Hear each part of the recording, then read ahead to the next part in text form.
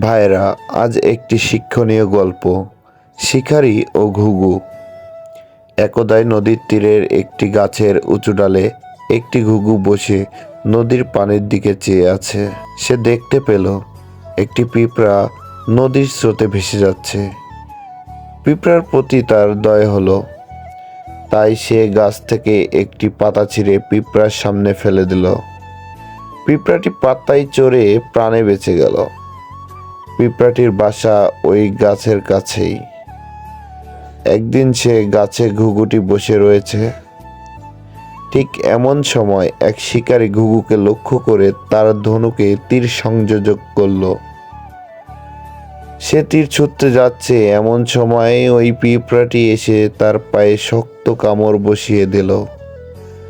কামড়ের চোটে সে জোরে উহ করে উঠল। এমতো অবস্থায় শব্দটি শুনে পাখিটি সে ডাল থেকে উড়ে চলে গেল। এ থেকেই বোঝা গেল, বিপদে পড়লেই প্রকৃত বন্ধু চেনা যায়।